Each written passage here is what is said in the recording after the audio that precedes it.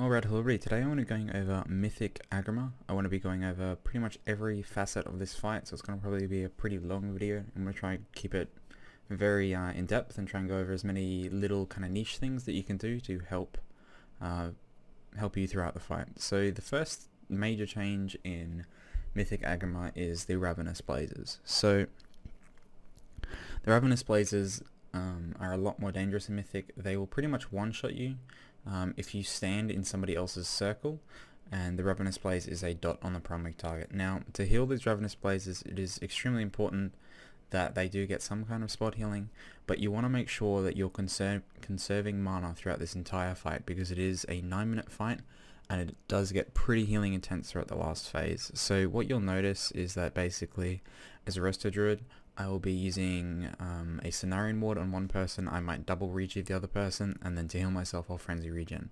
And the whole reason of doing this is just so I can pretty much heal 3 people without using any mana whatsoever. And you'll see when we go into the first intermission that every healer should be 100% mana, and you'll be able to see this on this little mana bar tracker I've got here. So during the start of the fight, while there's no adds up, there really is no damage going on, so it's really important that you have all your healers DPSing too, because there is this fight is a DPS check, and you do want to be pushing this first phase, preferably before the second technique.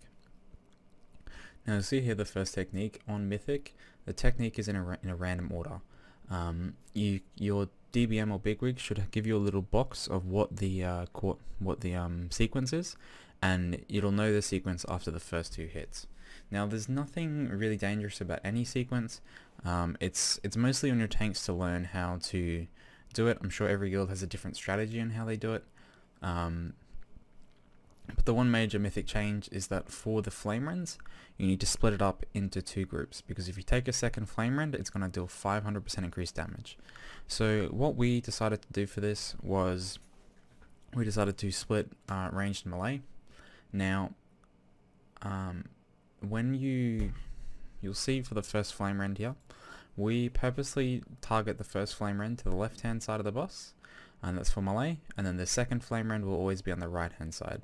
And the purpose for doing this is so that the melee will always be able to sit on the left hand side of the boss and never get hit by a ranged soak. Now, see me here, I'll be running into the melee Flame Rends, and that's just because I found it a lot easier to run into the melee Flame Rends, because I'm generally off on the very far left hand side of the boss. So I'm sure you can switch it up to change what players you want in each soak. That's just a matter of preference. So you'll see he does Foe Breaker now, and then you'll see the ranged gone to this second Flame Rend. Now, a big tip I can give you for this fight is to help out your healers is to make sure you split up the groups, so you can clearly see and identify who's going to be soaking which Flame Rend.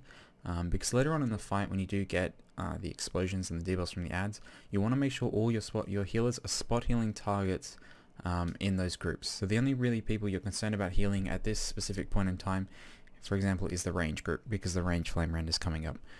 You'll see examples of this later on, because this kill was pretty sketchy, because we did get a lot of double explosions, and you'll see how just focusing on the range targets only, we're actually able to survive Flame Rends with double debuffs and nobody dying. So it's pretty impressive that we're actually able to do that. So when it comes to comp, these Ravenous Blazes aren't very friendly to melee. So Ravenous Blazes, they will target melee if there is a majority of melee. So if you have 11 melee classes in your raid or specs, Ravenous Blaze has a chance to target a melee. Our observation was that the Ravenous Blaze was only able to target a melee on the 3rd Ravenous Blaze for the first set, and then periodically throughout the rest of the fight. So there might be a sequence there. We didn't really take too much notice of it, but it can target melee on this 3rd set. So your ideal comp would be 10 melee. That includes tanks and melee healers, so paladins and monks. So you'll see in this group, because we have 2 Holy Paladins and a Mistweaver monk, we actually have 11 classes counted as melee. So throughout the fight we do get some melee that get the Ravenous Blaze, and how we handle this is we have that one person will always be running over to X, and this is just going to be their safe spot. You'll see on the other side of the room there'll actually be a hunter standing in this spot, and we just haven't mirrored that on the left hand side, so there's always a safe spot for them later on too. So The hardest part of this fight is by far the intermission. The intermission is a very critical part of the fight, and the better you do in the intermission in terms of blowing up adds, the better you're going to do throughout the rest of the fight. So you'll see many guilds have different strategies on how they handle the intermission. I believe our strategy was quite good in the end. It reduced a lot of the RNG that can happen in the fight, and we'll go over that once we get to it. But yeah, so we're about to go into the intermission, and you'll see that with these Ravenous Blazes, and as we're starting intermission, every healer's at full mana, and we're going to go into the intermission ready to go. So we do have a death there, which is kind of unfortunate, but that just happens. So now in this intermission, what the goal of this intermission for us was to get 4 adds in, to heal through 4 of the explosions. So what we have done here is we have our Blood Decay and our Frost Decay. They're both going to taunt the embers that spawn on the diamond and green markers into the moon marker. Now the point of this is they're going to grip them in, and they're going to get empowered by the ads, so they run a little bit quicker, and then they're going to hit the boss. And the whole idea there is that we have Paladin, one of our Holy Paladins is going to go Wings into Aura, and they're going to be able to heal through that 2-stack explosion, the initial damage for it. I'm going to Trank at the end of there, and just, you know, we're going to be able to just pop healing cooldowns and go through it. So you'll see here, Ember gets gripped in. This attempt wasn't very clean, but you'll see this purple Ember should get gripped in a second. So it gets gripped in. Both explosions are going to hit. Now during this part of the fight, it's really, really important that you have every single person in your raid pop a defensive cooldown. So that's just so they don't die there. So every single time it comes, we just call defensives. People pop defensive. You know, everybody should leave that one quite easily. And you can see the healing cooldowns going out here. So we have a VE, we have Wings, we had Aura go off, and AG. So I'm also going to use my Essence during this point. And the next important thing to notice is how we're dealing with the other ads. So what we decided to do is the 2 ads left of these green and purple markers, we're getting our Warlock to apply corruption to them. Now he's not using the infinite corruption, so the corruption will only last 14 seconds. And this is actually the perfect time for these ads to be able to walk into the boss by the time our debuffs have expired. And the whole idea with this is that, you know, he can apply that slow to the 2 targets and then not have to worry about them. We don't have to CC them, and they should walk in at exactly the same time because they've both received a 14-second slow. What the rest of the ads are going to do is they're all going to walk in together, and we have our second Blood Decay stand behind the boss and mass grip them all in. Now what he does is he grips one of the far right ones, so the ad on the right hand side of triangle, he grips that to the next ad, to furthest to the adjacent to the right of it, and then he'll grip all 6 ads behind the boss onto the skull marker. Now once that goes off, we have one of our Boomkins entangling roots them. That'll be followed up by another Boomkin who entangling roots, and then we go into our Shaman's Earthcrab Totem. So you'll see a lot happens during this phase, and a lot can go wrong, and this is definitely the hardest point in the fight.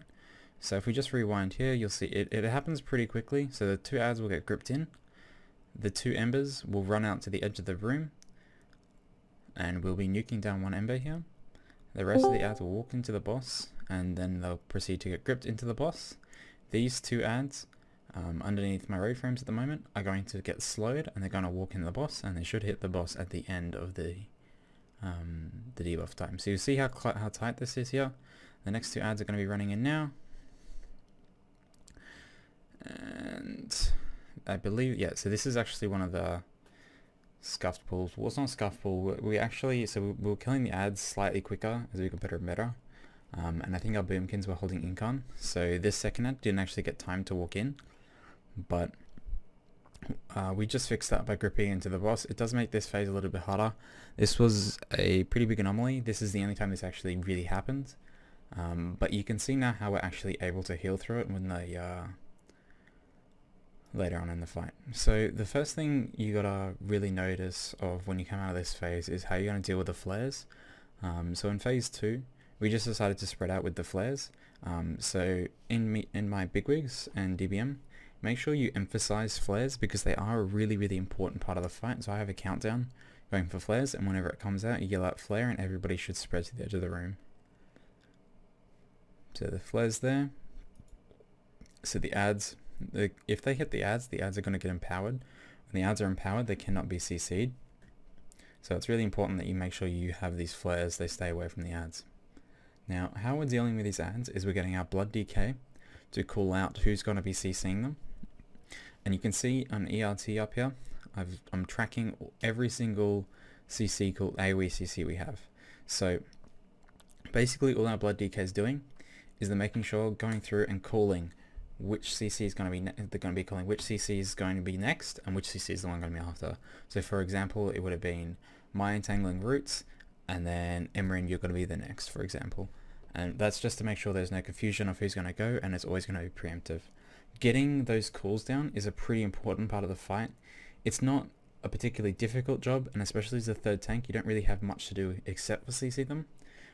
Obviously your damage is irrelevant, so if you can get someone who's vocal on a DK to do that, it'll be a huge help to the fight. Now throughout this phase as a healer, it's really important to identify who's actually going to be at risk of dying. So we have 3 healers actually standing in melee. So we have the Mistweaver Monk, the 2 Paladins are standing melee, and they basically look after the tanks. There's a couple DPS that are close to the boss, but they're generally tanky. But then it's up to me and the Shaman to make sure that all the range targets stay alive.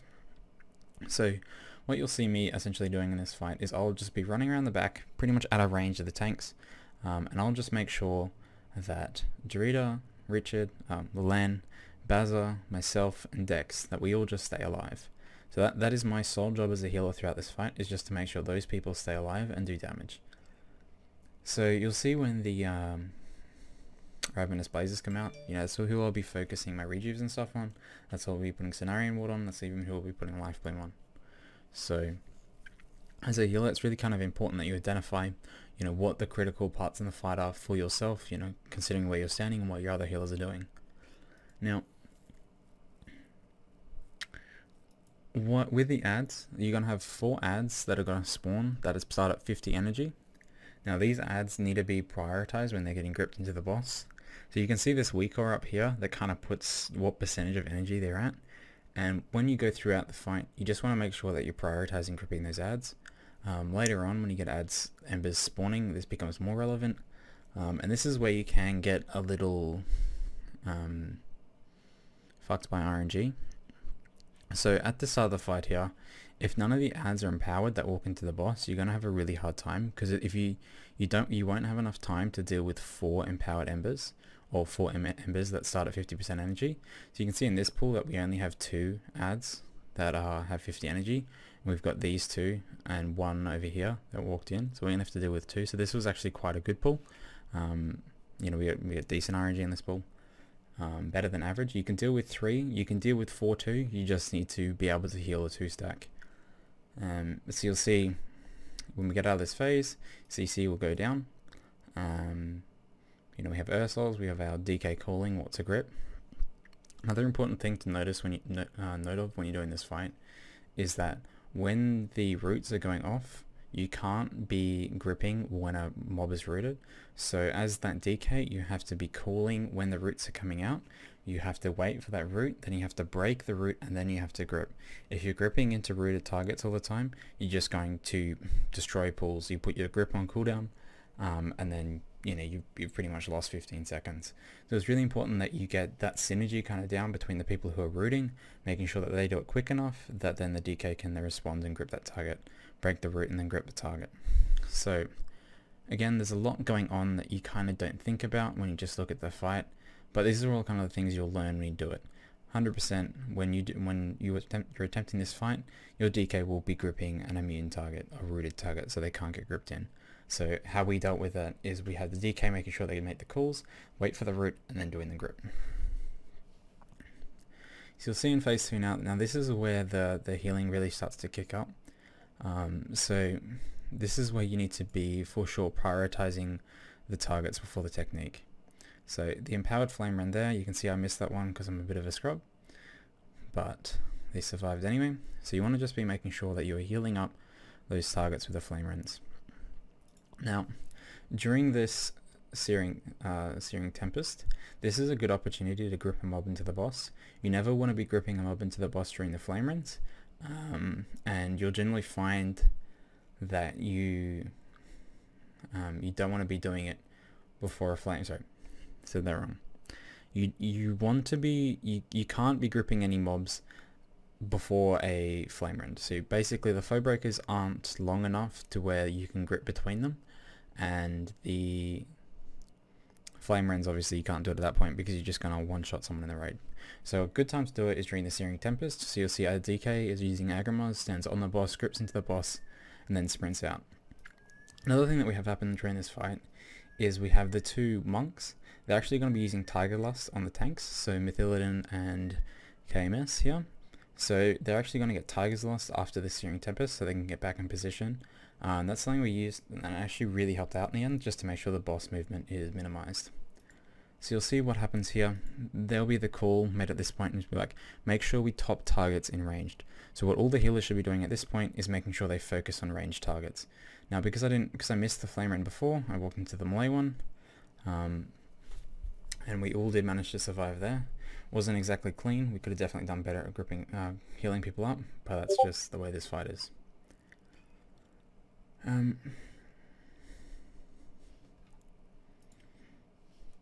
So for the next Ravenous, so once you kind of get all the empowered embers done, the 50 energy embers done, you do actually have a lot of time to break these last remaining adds.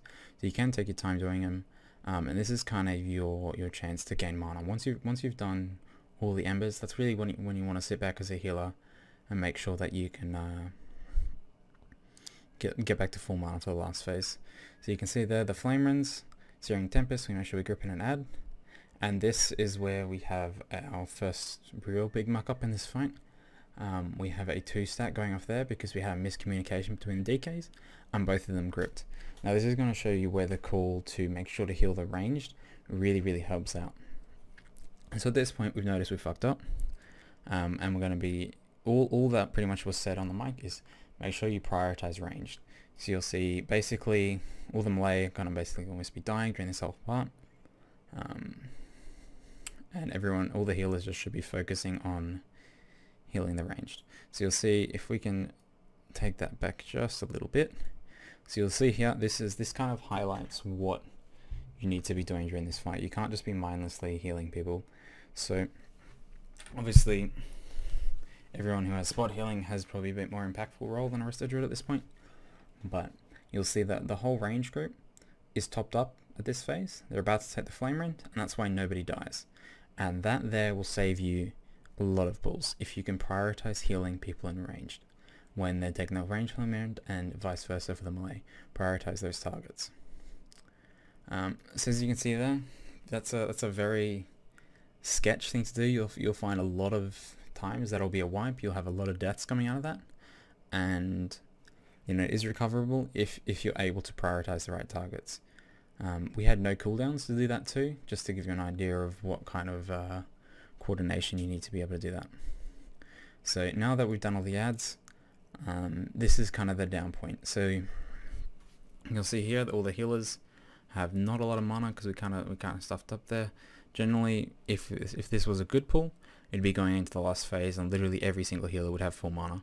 So because we've done the adds early, we've actually got 12% of the boss's HP just to be sitting there regenning. And this is where your healers want to be trying to drink. So if you have a look at your Ravenous Blaze Timers, and when the technique's coming up, you can find good spots to drink. I always found as a healer the best time to drink would be during this technique. So at the start of the technique, if you're in the range group, you can drink while the melee flame rend's coming out, and vice versa if you're in the melee group. You can just drink while the range flame rend is coming. So you'll see literally at this point, no healers are doing anything. There's no healing at this part. We're just sitting here conserving mana, just making sure that we're ready for the last phase.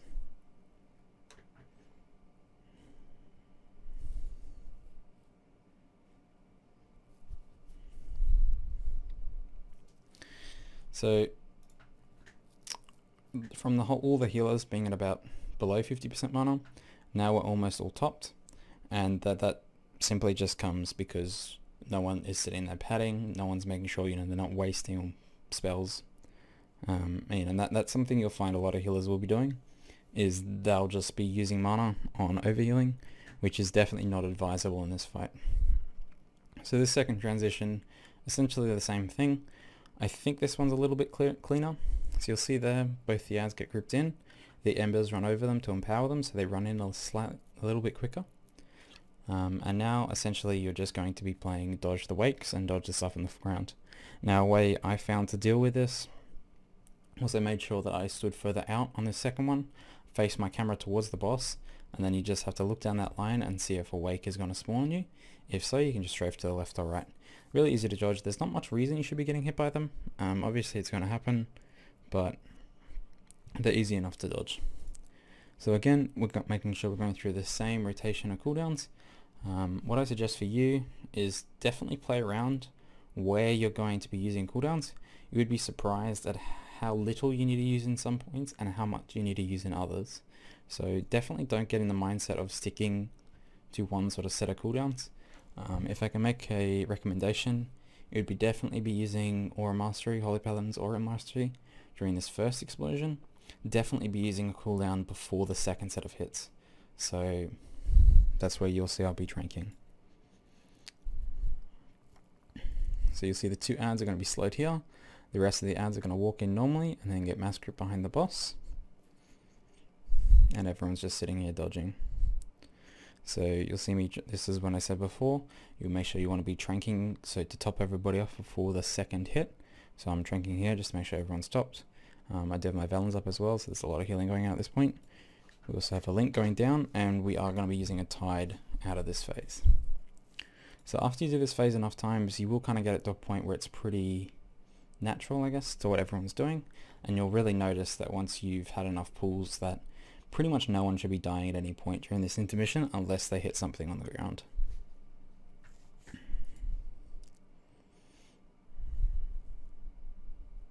So now immediately out of this phase, you're going to be getting empowered flares. Now empowered flares just spawn an ember from them, and this is going to be the enrage on the boss. So basically you want to be killing the boss before the first set of empowered flares, these first set of embers start to explode. So it's going to be 3 minutes after this first flare. So what you want to be making sure you're doing for this flare is you're running and you're stacking them up all together. So you spawn 3 ambers near each other. So what we're doing is we're actually doing this on the right hand side on the star marker. Now we hero at this point, and this is just to be used as a healing cooldown to make sure that no one dies early on in this fight. So flares are coming. Now 3 of them would spawn, and now you're not really going to be able to see it very well on my screen because I'm standing away from it, but there's going to be 3 embers that spawn, and our Shadow Priest is going to mass dispel them while we're also gripping an add in. So now this is where the time kind of trials on.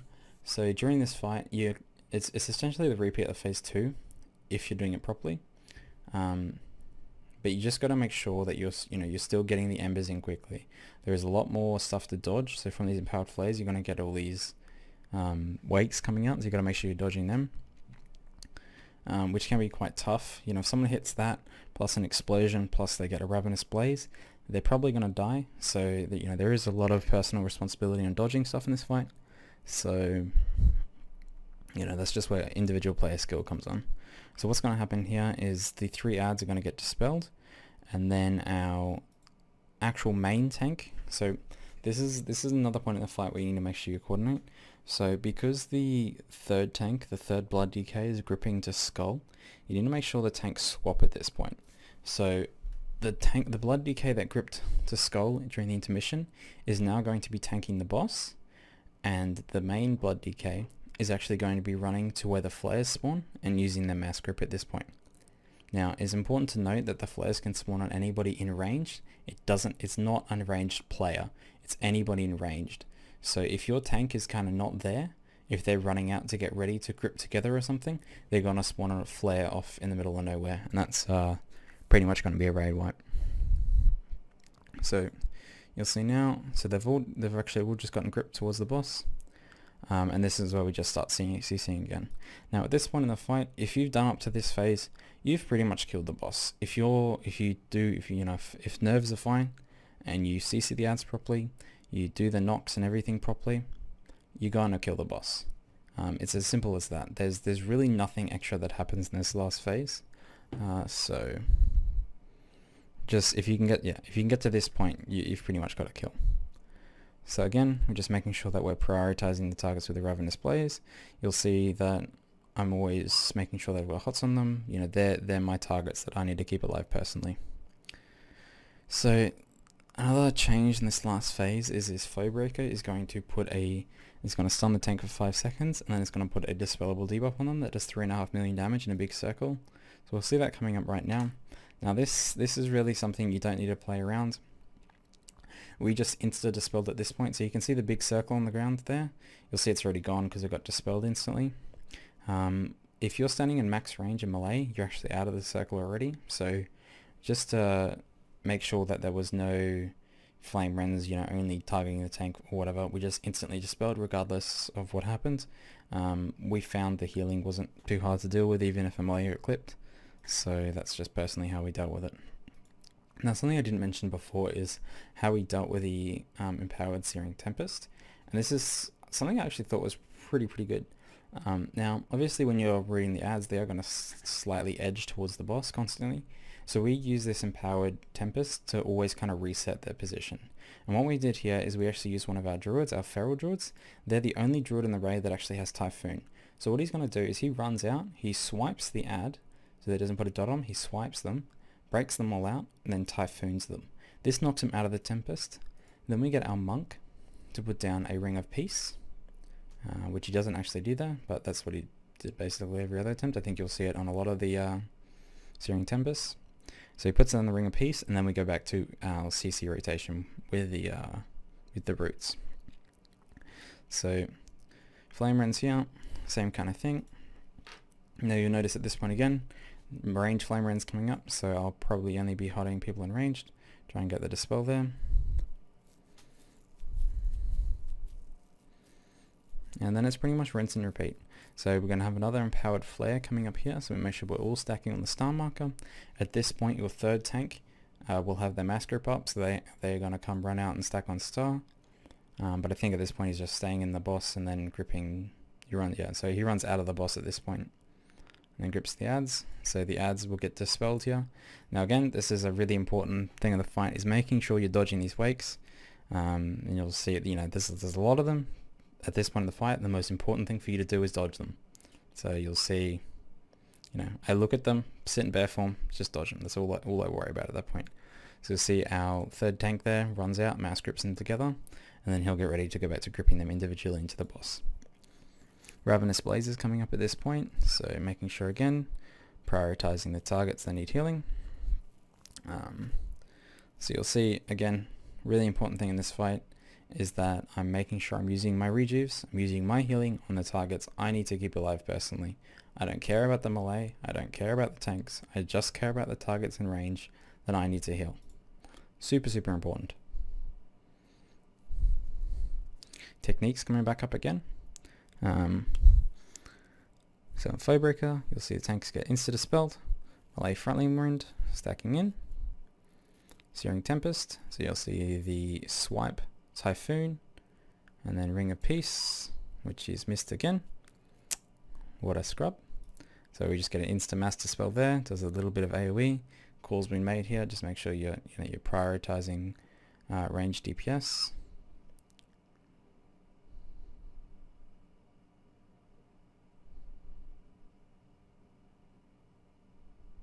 Flare's coming back up, stacking on the marker, making sure when the flare comes out, we're going to be spreading. At this point my focus is just on dodging, so you'll see I'm just walking around dodging now. You know, it's not easy to do, but you're able to do it for sure. Now there's a mistake, don't earth souls really ever on this fight, because you don't want to be doing this. You'll see here, mass grip goes out, earth souls goes down at the same time, and they get kind of split up. So yeah, don't be doing that. And yeah, but it's at this point, so the first flares, they're at 80% energy, bosses at 5% HP, You can easily deal with this. You know, we've got heaps of time to kill the boss. We did have a death. I don't think our DPS is particularly high. We are single gripping still at this point. But yeah, that's pretty much it for the entire boss. So what, you know, this fight is essentially made of, you know, there's a lot of points in this fight that can one-shot you, but I think the individual responsibility for people really isn't that high, except for, you know, the one person calling grips. Apart from that, you know, it's a fun fight, and the only really annoying thing I'd say about it is the fact that your healers count, you know, Mistweavers and Paladins count as melee regardless of if they're melee or not, which can make it quite constricting on who you can bring into groups. You can bring 11 melee if you want. Bringing 12 means you can get 2 Ravenous Blazes, which can just be a melee wipe, which is not good. And aside from that, it's, you know, it's a pretty decent fight. The only thing that can really stuff you up between pulls is the number of embers that are at 50 energy. If you don't get any of them soaked in that first double phase during the intermission, you're probably gonna have to just wipe it at that point. But I hope you learned something. I hope this was descriptive enough and gives you enough pointers on how to approach the fight and what's changed in the fight, and hopefully this helps a lot of people kill it.